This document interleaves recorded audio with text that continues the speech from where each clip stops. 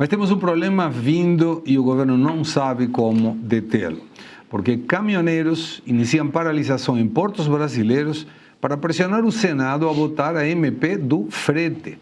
O presidente da Abrava, Wallace Landim, o Chorão, publicou um vídeo confirmando a greve da categoria. Vamos ouvir. 2 semanas a gente vem lutando para que o Senado coloque na pauta para ser votado e até agora nada.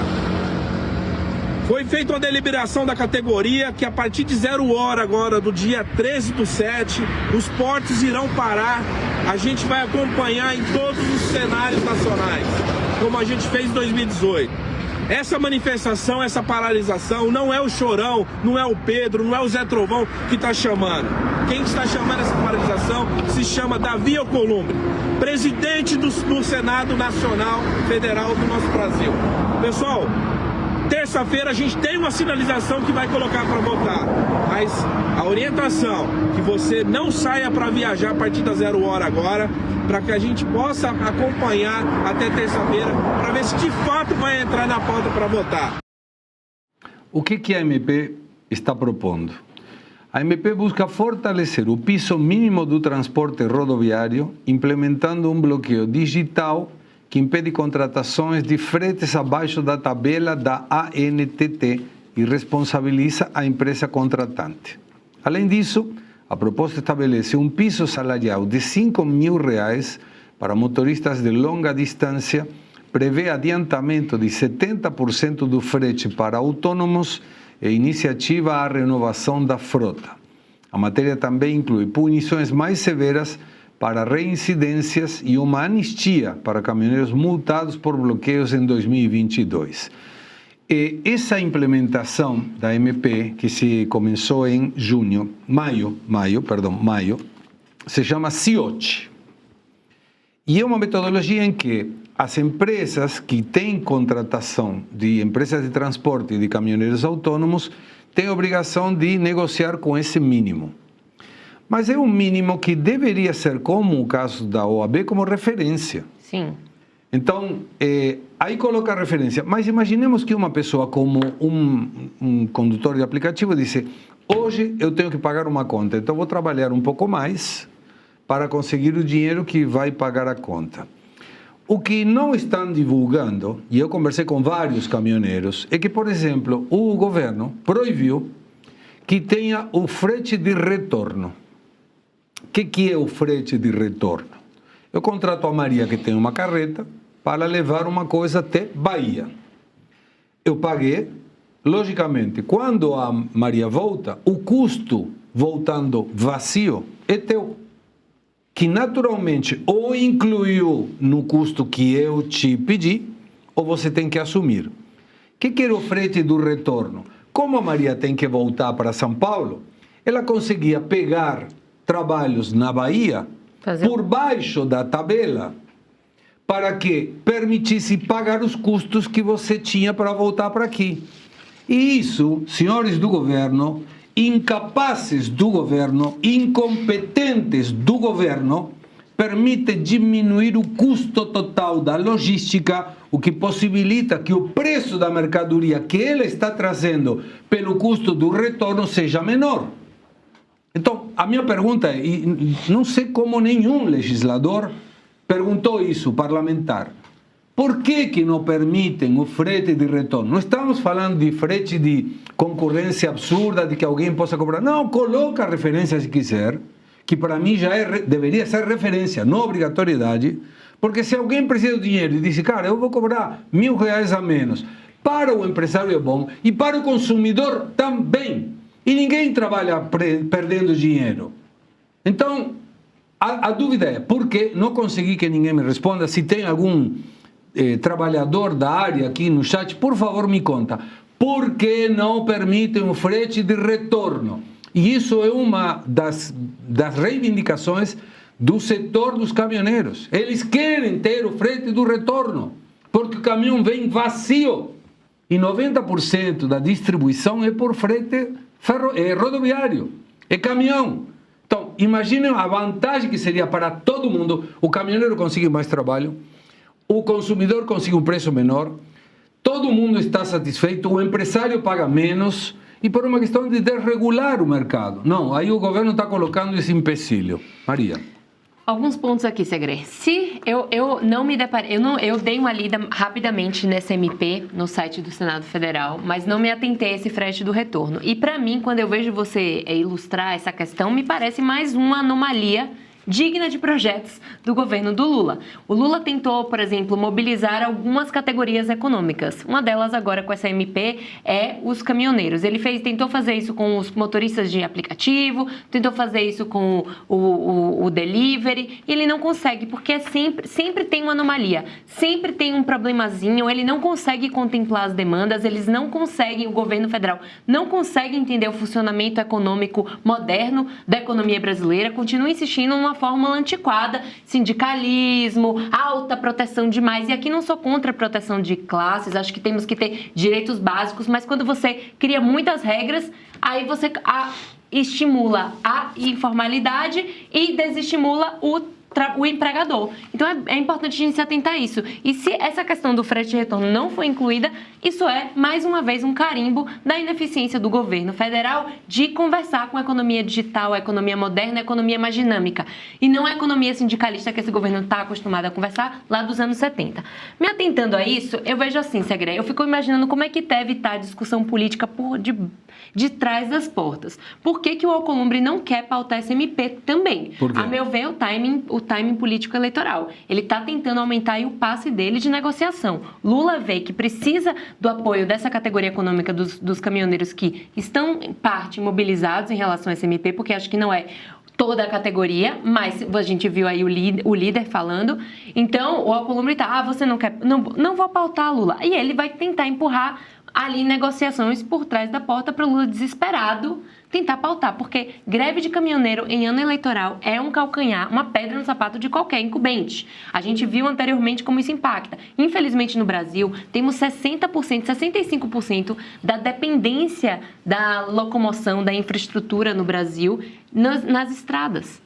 Então, quem faz esse percurso são os caminhoneiros, são os caminhões. E uma greve, nesse momento, que a gente já está tendo um aumento expressivo do combustível por conta do conflito do Oriente Médio, fora a inflação, que está demais, uma greve aumenta preço de tudo.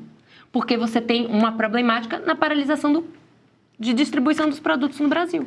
Então, é um momento delicado. Lula deve estar desesperado. E o Alcolumbre está tentando aí frear porque ele está tentando conseguir alguma coisa. Eu estou olhando aqui dos bastidores políticos. Agora, se eles entrarem em greve, já estão, né? Se for prolongado, vai ficar um culpando o outro. O Alcolumbre vai ficar falando e o Lula vai falar Congresso inimigo do povo. Quem aqui não prevê isso? É isso. Mas teve há pouco tempo atrás uma tentativa de greve que não prosperou. A categoria não conseguiu se unir, alguns fizeram, outros não fizeram e ficou por aí. Mas, André, vou ler algumas coisas que me parecem importantes aqui do chat e depois passo a tua pergunta. Tem muita gente pé da vida com Zé Trovão. Que é o líder da fala que a gente veiculou aqui, né? Sim, mas aí você vê que ele é de direita, conheço o Zé Trovão, nós já entrevistamos aqui, mas ele está sendo contrário ao Bolsonaro, de alguma forma. Aí César Marci disse, o retorno depende do caminhoneiro, ele arruma a volta e é remunerada por outra carga. Império do Gelo, Segre, o frete do retorno só é bom para os caminhoneiros que não moram onde tem poucas fábricas, concordo, perfeito. Magnolia Farm disse, Segre, você é empresário? Só sim. Frete de retorno que seja igual. Isso não funciona. Caminhão precisa de manutenção, frete barato não é solução. O brasileiro não sabe se programar financeiramente. Mas quem culpa isso termina sendo, quem paga o preço disso termina sendo o consumidor. Eu não estou dizendo que deva ser deixa para lá, que cada um tenha o valor que queira, porque aí seria uma conduta, uma concorrência talvez desleal. Mas imagina que muitas vezes a pessoa que está lá contratando, vou dar um exemplo que não tem a ver com caminhão, tá? Vou dar um exemplo com caminhão. Quando eu vim aqui ao Brasil, estamos falando de 1980, eu ia para o aeroporto de Guarulhos. Há uns 10 anos atrás, não estou falando disso, 10 anos atrás, em 1980, qual era a questão? Quando alguém de São Paulo ia para lá, ele te cobrava metade da volta.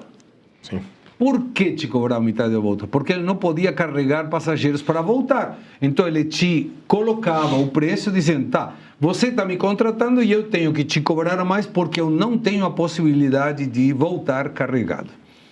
A partir do momento que saiu o Uber, que todos os taxistas reclamaram, essa mesma viagem que eu pagava 120, passei a pagar 60, na época. Hoje não é mais assim, mas na época era 60. Então, com esses 60 que eu poupava, eu não ia para Guarulhos porque estava barato. Eu ia a Guarulhos porque precisava. Esses 60 que eu poupava, ou gastava, ou poupava. Colocava aí. Se eu gasto, estou tracionando com esses 60 a economia. Porque estou comprando roupa, estou indo no cinema, estou indo num restaurante, o que for. Então, não é prejudicar a categoria, mas perante a possibilidade de que a pessoa volte vazio, ele pode negociar que o frete de retorno seja com um valor mais baixo. Isso permite que ele não precise cobrar a volta para quem contratou a ida e permite que seja uma concorrência como na época foi o taxista e foi o Uber. Eu lembro que o taxista, ele ia de chinelo, bermuda. A partir do Uber começou a se vestir melhor, o carrinho estava limpo. Por quê? Porque perdeu o monopólio. Então, gostaria da tua opinião. Perfeito, Segre. Eu acredito também que essa questão do frete e do retorno, você tem que regulamentar a possibilidade, né? Não é também se... Porque a pessoa que falou aí nos comentários, olha, mas não é interessante. Se a pessoa entender que não é interessante para ela, ela não faz, né? Ela entra num outro esquema. Mas essa possibilidade tem que estar na mesa, né? E aí eu acho que uma das chaves para desvendar a charada, né? Você falou, olha, o frete do retorno ele é bom para o trabalhador, que é o caminhoneiro. Ele é bom porque, em vez dele voltar vazio e acumular esse prejuízo ou cobrar de quem pagou o frete da ida, né? Você consegue resolver esse problema para o consumidor, porque esse produto vai estar um pouco mais barato, e para o empresário que eventualmente contratou esse... Ou seja, está bom para todo mundo, menos para o governo, né? Então, talvez a morosidade, o baixo interesse em resolver essa questão seja essa. Então, estão pensando numa forma de morder um pouco esse aspecto para talvez incluir aí na regulamentação do MP. Vale a pena também, eu acredito, retornar um pouco, né? Mas é bem pontual, porque eu acho que toda essa situação ela revela problemas maiores, mais estruturais, históricos e também mais pontuais. Me parece um pouco assim, é a rachadura de uma grande reserva de água. E essa questão dos caminhoneiros, ela está começando a vazar um pouquinho de água ali, porque ela articula inflação, preço dos combustíveis, como a Maria falou, um problema estrutural do Brasil, que é a dependência do transporte rodoviário. Né? Isso desde a época do Império Brasileiro, que se fala em projetos de construção de ferrovia, né? De diminuir a dependência do transporte rodoviário, mas nós estamos aqui em 2026 e com o mesmo problema, o que dá um poder muito grande à categoria para fazer as suas negociações. Então, a gente aqui até mesmo sem entrar no mérito de greve é certo, greve é errado, até porque eu acho que é uma questão de analisar pontualmente cada caso, cada situação. Mas o fato é que eles têm muito poder de barganha, porque se eles pararem, o caldo entorna de verdade. O ano é eleitoral, o Alcolumbre quer ver o que ele pode tirar de vantagem disso, o Lula também não vai, acredito eu, o governo não vai querer ter um enfrentamento, né, e administrar mais essa crise, além de todas as outras, né? Eu me recordo que quando a gente teve uma greve de caminhoneiros anterior, que ela durou um tempo... uma que prosperou, né? Ela durou 2016. Um tempo. Foi 2016. Eu lembro que já chegamos, assim, quase às vias de fato, no sentido de... Tinha gente indo comprar gasolina no galãozinho para acomodar em casa, para acumular em casa, fazendo compra de reserva no mercado, porque já estava começando a... Eu me lembro que eu fui comer uma feijoada no restaurante, só tinha feijão e couve na feijoada. Então. Não tinha, né? Não era uma feijoada normal, porque já estava faltando era esse sabor tipo... feijoada. Isso. Já estava com falta de suprimento alimentício. Então, assim, ou seja, aquilo também empoderou a categoria, no sentido de que, olha, se a gente parar, o bicho pega. Não, e é verdade. Se eles pararem, o bicho pega. É isso que eu falei, tá? Muito importante isso aí, né? Então, eu acredito que isso vá se resolver, mas ainda cartas serão postas na mesa antes de uma resolução desse conflito. Sabe que naquela época, 2016, eu voava muito em Jundiaí. tinha gasolina para o avião que eu usava, mas não tinha gasolina para que eu chegasse com o meu carro até o aeroporto. Então, se chegar, pode voar, mas como volta? Chega? Aí não sei. Então, olha que interessante. Mariana Halven disse, até os cruzeiros, quando retornam para a Europa, as passagens de travessia são bem mais em conta para cobrir os custos. Imagina se tivesse um valor mínimo. Ia vazio. E aí era o custo dele, ou carregava esse custo na temporada. E aí uma coisa que é importante, quando você tem alguém que trabalha na área, eu tiro o meu chapéu e escuto, porque essa pessoa está padecendo eventualmente o que estamos falando. Império do Gelo, que li na reportagem agora há pouco, disse, Segre, meu pai é caminhoneiro há 50 anos, eu tenho 41. O frete tem de ser calculado por distância, mais pedágio e relação tempo. Perfeito. Mas quando, e seria interessante, e Império do Gelo, não sei o teu nome, por favor, me conta teu nome para a gente não te chamar de Império do Gelo, mas é importante que vai. Quando ele vai, quando o teu pai leva uma carga, ele tem o custo esse que menciona. Mas quando ele volta, quem paga esse custo? Porque tem o mesmo pedágio e tem o mesmo combustível, só que volta vazio. Não tem receita essa volta, salvo que no destino consiga alguém que pague a tarifa cheia. Mas eu falei com vários caminhoneiros e eles dizem que, tendo garantido a viagem de ida, deveria permitir-se o retorno. Por quê?